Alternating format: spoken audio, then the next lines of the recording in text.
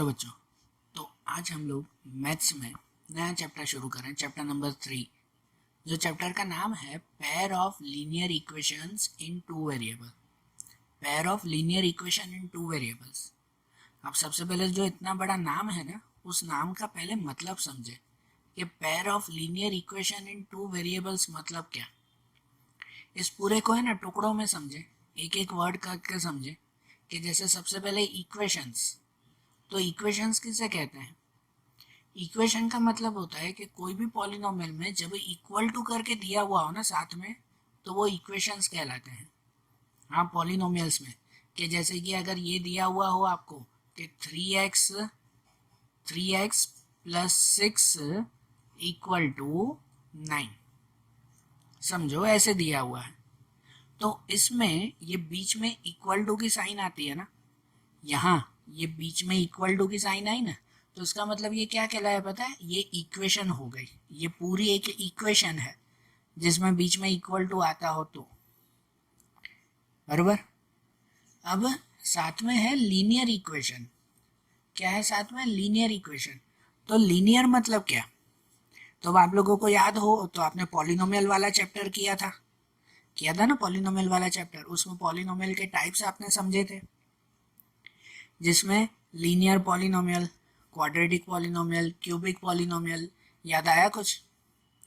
तो उसमें लीनियर का मतलब क्या होता है? लीनियर का मतलब होता है कि जिसमें अल्फ़ाबेट के ऊपर सिर्फ वन पावर हो। जैसे यहाँ अल्फ़ाबेट x है, ये वेरिएबल x है, तो उसके ऊपर सबसे बड़ा पावर 1 हो, तो उसे लीनियर कहते हैं। अगर यहाँ 2 होता ना, 2 होता तो वो तो स्क्वायर हो गया, क्वाड्रेटिक हो गया, बराबर। अगर 3 होता तो वो क्या हो जाता? क्यूबिक हो जाता।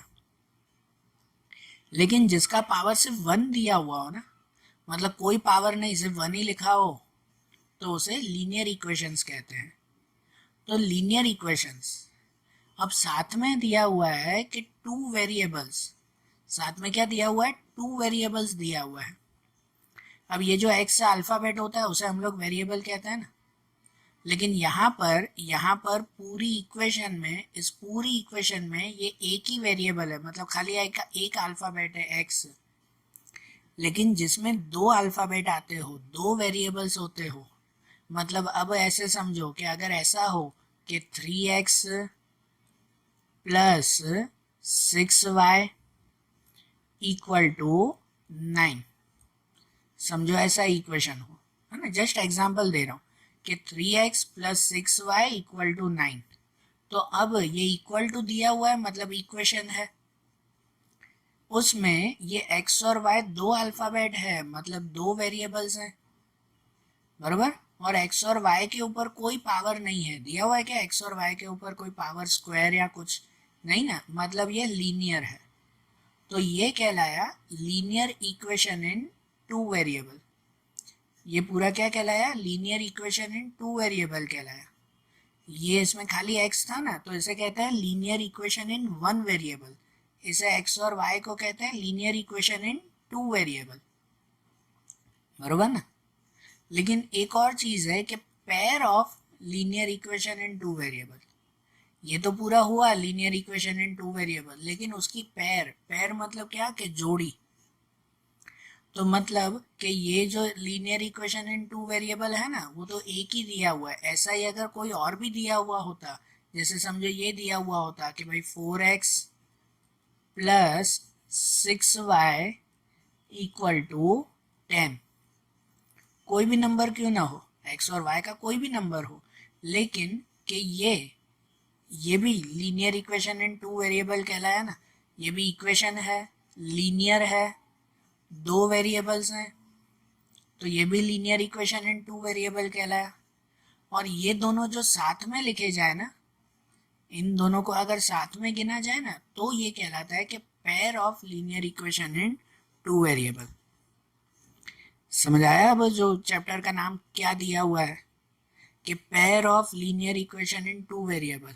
मतलब इसे कंप्लीटली सही तरह से अगर मैं लिखूँ ना, तो मैं ऐसे लिख सकता हूँ कि ये कहलाता है pair of linear equation in two variable, जिसमें समझो एक इक्वेशन ऐसे दी गई हो कि 3x plus 4y plus 9 equal to 0।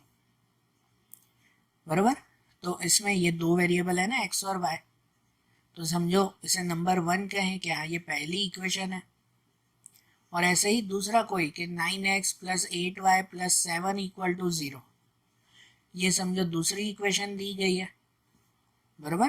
तो ये दोनों साथ में कहलाई पेयर, ऐसे दो इक्वेशन है ना, तो ये पेयर कहलाई कि pair of linear equation in two variable. तो इसका मतलब क्या कि हमें इस चैप्टर में हर क्वेश्चन में ऐसी पेयर दी गई होगी, ऐसी दो दो इक्वेशंस दी गई होगी, और उन दोनों इक्वेशन पर से हमें इन x और y की वैल्यू फाइंड करनी है। हमें ये चैप्टर में क्या करना है, तो सब सम में आपको ये दो दो वैल्यू दी गई होगी, बराबर। और उसमें हमें ये x और y की वैल्यू ढूंढनी होगी दोनों इक्वेशन पर से, ठीक है ना। हर इक्वेशन में तीन चीज़ें होती हैं जनरली, ये उसके जनरल फॉर्म से पता चलता है कि कोई भी इक्वेशन हो तो इक्वेशन का जनरल फॉर्म ये आता है ax plus B Y plus C equal to 0। मतलब हर एक इक्वेशन में एक x वाला नंबर होगा, एक y वाला नंबर होगा, है ना, y के साथ एक नंबर होगा, और एक अकेला नंबर होगा, एक कांस्टेंट नंबर, c कहेंगे उसे, कांस्टेंट नंबर होगा वो, ठीक है ना। जैसे इस इक्वेशन में भी देखो तो एक x वाला नंबर है, ये 3x, ये एक y वाला नंबर है, बराबर ना, 4y, और एक अकेला नंबर है। ये अकेला नंबर भले यहाँ हो या इक्वल टू के इस साइड लिखा हो, कहीं पर भी पूरी इक्वेशन में ये तीन चीज़ें होगी। x के साथ जो नंबर हो ना उसे जनरली a सपोज करेंगे, जैसे यहाँ x के साथ ये 3, वो क्या कहलाया, a कहलाया। y के साथ जो नंबर हो ना उसे जनरली b सपोज करेंगे, तो समझो y के साथ यहाँ ये 4, वो b कहलाया। और जो अकेला नंबर हो ना उसे c सपोज करेंगे, समझो ये अकेला नंबर ये c ये है। इस इक्वेशन में भी ऐसा ही है ना, एक x वाला नंबर है, एक y वाला नंबर है, और एक ओनली अकेला नंबर है, बराबर। तो ये दोनों पेयर दी गई है ना, समझ आ रही है ना बात थोड़ी थोड़ी, बराबर ना। हमें इन चैप्टर में ऐसी जो भी पेयर्स दी गई हो ना, जो भी जोड़ी ये दी गई होगी, उस पर से x और y की वैल्यू ढूंढनी है।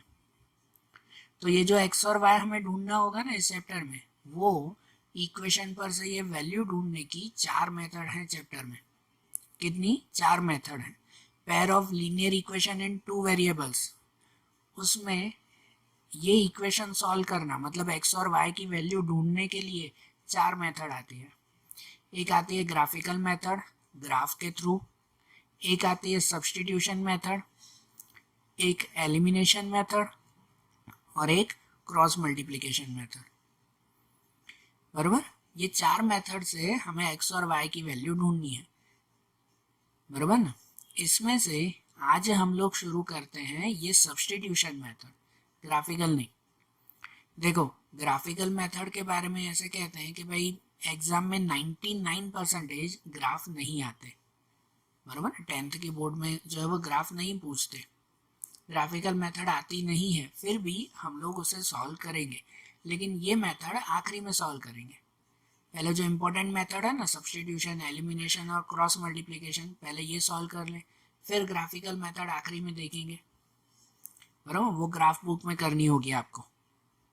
तो पहले हम लोग शुरू करते हैं सब्स्टिट्यूशन मेथड से, ठीक है। ये तीनों मेथड इंपॉर्टेंट है, ध्यान रखना, एग्जाम में कोई भी मेथड आ सकती है इन तीन में से, सब्स्टिट्यूशन, एलिमिनेशन या क्रॉस मल्टीप्लिकेशन, तीनों में से कोई भी मेथड आ सकती है, तो ध्यान से समझना। शुरुआत सब्स्टिट्यूशन मेथड से करते हैं, और हमारी एक्सरसाइज 3.3 से शुरुआत करेंगे। 1 और 2 में ग्राफिकल मेथड्स हैं, बराबर ना, वो थियरी वाइज है सिर्फ, तो पहले 3.3 में करेंगे, 1 और 2 आखिरी में हम लोग सॉल्व करेंगे इस बार, ओके। तो पहले इंपॉर्टेंट मेथड देखें, सब्स्टिट्यूशन मेथड।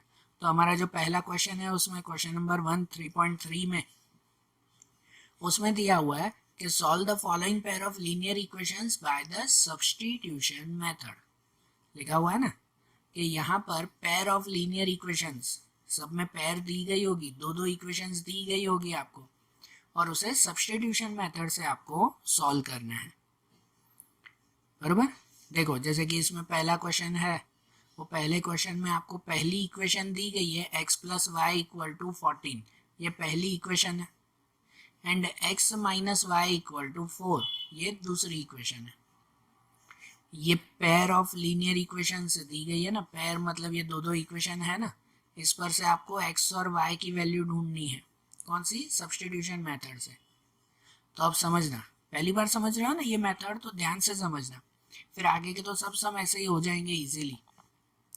तो समझो यहाँ कि सब्स्टिट्यूशन मेथड में क्या करते हैं, पहले तो सब्स्टिट्यूशन का मतलब क्या, सब्स्टिट्यूट करना मतलब क्या। सब्स्टिट्यूट करने का मतलब ये होता है कि कोई एक प्लेस से हटाकर उसको दूसरी प्लेस पर रखना, तो उसे सब्स्टिट्यूट करना जैसे कहते हैं। ठीक है ना, एक की जगह दूसरा रखना, तो वो सब्स्टिट्यूट करना कहते हैं। तो यहाँ पे सब्स्टिट्यूट का मतलब क्या होता है, तो यहाँ पर जो दो इक्वेशन आपको दी गई होती है ना, ये इक्वेशन 1 और इक्वेशन 2, उसमें से पहली जो इक्वेशन है, पहली इक्वेशन में से कोई भी एक वैल्यू निकाल कर, कोई भी एक वैल्यू निकाल कर, एक वैल्यू मतलब या तो x की वैल्यू या तो y की वैल्यू निकाल कर उसे फिर इक्वेशन 2 में रखना। सब्स्टिट्यूट का मतलब ही यही होता है कि एक में से वैल्यू निकालना और उसे दूसरे में रखना। तो कैसे रखेंगे आप समझो इसमें, कि जैसे फ्रॉम इक्वेशन 1 पहले लिखेंगे, और जो ये सेंटेंस में लिख रहा हूँ ये भी आपको एग्जाम में लिखना है, ध्यान से समझना। कि जैसे पहले लिखेंगे फ्रॉम इक्वेशन 1, ये पहली इक्वेशन से, पहली इक्वेशन कौन सी है, x plus Y equal to 14, यही क्वेश्चन है ना। अब इस क्वेश्चन में या तो x या तो y, दोनों में से कोई भी एक वैल्यू सपोज करते हैं, वैल्यू निकालते हैं मतलब कोई भी एक वैल्यू सपोज करते हैं, या तो x की या तो y की वैल्यू। और सपोज कैसे की जाती है, तो समझो अगर x को सपोज करना है ना, तो ये y को इक्वल टू के इस साइड ले जाते हैं। अगर y को सपोज करना है तो x को इक्वल टू के इस साइड ले जाते हैं, कोई भी एक को जिसमें आपकी इच्छा हो। समझो मैंने x को सपोज किया, तो अगर x को सपोज किया, ये जो y है ना वो y इक्वल टू के यहाँ ले आएंगे, मतलब ये जो प्लस y है वो यहाँ आएगा, तो क्या हो जाएगा, माइनस y हो जाएगा, मतलब हो जाएगा x equal to 14 minus Y. x तो यहीं पे ही ना, इक्वल टू 14, ये यहाँ माइनस y, ये है ना हमारी x की वैल्यू सपोज हुई, ये x की वैल्यू सपोज हुई, बराबर, कि x equal to 14 minus Y होगा। ये पहली इक्वेशन से हमने x की वैल्यू निकाली, ऐसे समझो, उसे हम लोग इक्वेशन 3 कहेंगे। ये जो x की वैल्यू मिली ना, उसे इक्वेशन 3 कहेंगे। आप y की वैल्यू भी निकाल सकते थे, कि अगर y ढूंढते ना तो क्या करते, x को यहाँ ले जाते, मतलब ऐसे हो जाता कि y equal to 14 minus X. ठीक है, पर हम लोग x की वैल्यू ही रखेंगे कि x equal to 14 minus Y, उसे इक्वेशन 3 कहें। 1 2 तो ये दी हुई थी ना, उसे थर्ड इक्वेशन। अब ये जो आपको x की वैल्यू मिली ना, वो x की वैल्यू आप लोग किस में रखोगे, कहाँ रखोगे x की वैल्यू, सेकेंड इक्वेशन पर। पहली इक्वेशन से ये वैल्यू बनाई आपने, उसे रखेंगे कहाँ, तो दूसरी इक्वेशन में रखेंगे। तो नेक्स्ट सेंटेंस में लिखते हैं कि putting this value of x in equation 2, from equation 1 वो बनाया हमने, अब उसको इक्वेशन 2 में रखेंगे कि putting this value of x in equation 2। तो इक्वेशन 2 क्या है हमारा, x minus Y equal to 4, ये है ना x minus Y equal to 4, जहाँ ये जो x है उस x की जगह पर हमें क्या वैल्यू रखेंगे, 14 माइनस वाई रखेंगे। समझ रहा हो ना, ये जो x है उसकी जगह पे क्या लिखेंगे, 14 माइनस वाई, मतलब x की प्लेस पे 14 माइनस वाई और पीछे यही माइनस वाई इक्वल टू 4, बराबर ना, x की प्लेस पर 14 माइनस वाई और पीछे ये माइनस वाई इक्वल टू 4। समझ आया ना, ये x की वैल्यू रख दी ना। अब उसे सॉल्व करेंगे, सॉल्व कैसे, तो ये y को एक तरफ रखें और नंबर एक तरफ कर दें, मतलब इस तरफ ये माइनस वाई और माइनस वाई क्या हो जाएगा, माइनस 2y हो जाएगा, है ना, माइनस वाई और माइनस वाई माइनस 2y, और ये जो 14 है वो 14 को यहाँ ले जाएंगे, मतलब 4 यहीं पे ही है, 4 माइनस 14, ये तो नॉर्मली अरेंज करते हैं ना हम लोग सब में, ये तो हमेशा आता ही है ना कि y और y यहाँ -2 है और यहाँ 4, ये 14 यहाँ -14। मतलब क्या हो जाएगा कि यहाँ पर ये -2y, ये -2y इक्वल टू ये 4 -14, तो कितना हो जाएगा -10। ये 4 -14 तो -10। अब उसमें से जो y ढूंढना हो तो 2 कहाँ जाएगा, डिवाइड में, means y equal to -10 divide by -2, तो माइनस माइनस कट और 10 डिवाइड 2 5, मतलब कि y इक्वल टू कितना मिल जाएगा, 5 मिल जाएगा। ये y की वैल्यू मिल गई कि नहीं, y की वैल्यू, बराबर ना, x और y ढूंढने थे, y मिल गया उसमें से। अब ये जो y की वैल्यू मिली ना, ये y की वैल्यू रिटर्न आप लोग 1 2 या 3 किसी में भी रख सकते हो, तो आपको x मिल जाएगा। y की वैल्यू रिटर्न 1 2 3 किसी में से भी रखो, कोई भी इक्वेशन में रखो, जनरली 3 में ही रखा करो क्योंकि x इक्वल टू दिया हुआ ही है ना डायरेक्ट। तो यहाँ लिखेंगे हम लोग, अब फिर से सेंटेंस लिखें कि putting this value of y in equation 3, कि अब ये y की वैल्यू इक्वेशन 3 में रखें। मीन्स इक्वेशन 3 हमारी क्या थी कि x equal to 14 minus Y, ये इक्वेशन 3 बनाया था ना, मीन्स के x equal to 14 minus Y की जगह पे 5, तो 14 माइनस 5 x इक्वल टू कितना मिल जाएगा, 9 मिल जाएगा। तो ये x और y दोनों की वैल्यू मिल गई कि नहीं, बराबर ना, ये हो गया ना सॉल्व। तो सॉल्यूशन में लिख देंगे, सॉल्यूशन में x इक्वल टू 9 मिला और y इक्वल टू 5 मिला। समझ आया ये सॉल्यूशन, x और y कैसे मिला हमें, ये कौन सी मेथड से किया, सब्स्टिट्यूशन मेथड से। एक्सरसाइज 3.3 पूरी हमें सब्स्टिट्यूशन मेथड से ही करनी है, इसलिए ये सब इतना ध्यान से समझा रहा हूँ क्योंकि आगे की पूरी एक्सरसाइज इसी मेथड से सॉल्व करनी है। एकदम सिंपल, पहले पहली इक्वेशन उठाओ, उस पहली इक्वेशन पर से x या y की वैल्यू बना लो, उसे इक्वेशन 3 नाम देते हैं। फिर वो जो वैल्यू बनी उसे इक्वेशन 2 में रखो, तो उसमें से सॉल्व करके एक वैल्यू मिल जाएगी, उस वैल्यू को फिर से इक्वेशन 3 में रखो तो आपको दूसरी वैल्यू भी मिल जाएगी। ठीक है, यही चीज रिपीट करते रहेंगे हम लोग। अब देखो सेम टू सेम, अब क्वेश्चन नंबर 2 में भी सॉल्व करें। क्वेश्चन नंबर 2 में देखें तो इसमें दिया हुआ है, पहली इक्वेशन है s minus T equal to 3 और दूसरी इक्वेशन है s upon 3 plus T upon 2 equal to 6। तो ये इसमें दो अल्फ़ाबेट s और t है, आगे कैसा था x और y ढूंढ रहे थे, इसमें s और t ढूंढेंगे, कोई बात नहीं है ना, दो वेरिएबल ही तो हमें फाइंड करने हैं ना इसमें। तो अब कैसे सॉल्व करेंगे इसे, कि सबसे पहले फ्रॉम इक्वेशन 1, ये पहली इक्वेशन से बनाया हम लोग, पहली इक्वेशन उठाते हैं उस पर से वैल्यू बनाते हैं, कि फ्रॉम इक्वेशन 1 पहली इक्वेशन है s minus 3 equal to s minus T equal to 3। तो अब इसमें s या तो t दोनों में से कोई भी एक की वैल्यू सपोज करते हैं ना, s सपोज करना है तो t इस साइड ले जाओ, t सपोज करना है तो s यहाँ ले जाओ। समझो अगर s ही सपोज कर रहे हैं तो माइनस टी को यहाँ ले जाएंगे प्लस टी, मतलब कि s equal to 3 plus T, इसे इक्वेशन 3 कह देंगे, बराबर ना, s equal to 3 plus T, ये हो गया। अब ये जो इक्वेशन 3 मिली ना, ये जो s की वैल्यू मिली उसे हम लोग कहाँ रखेंगे, सेकेंड इक्वेशन।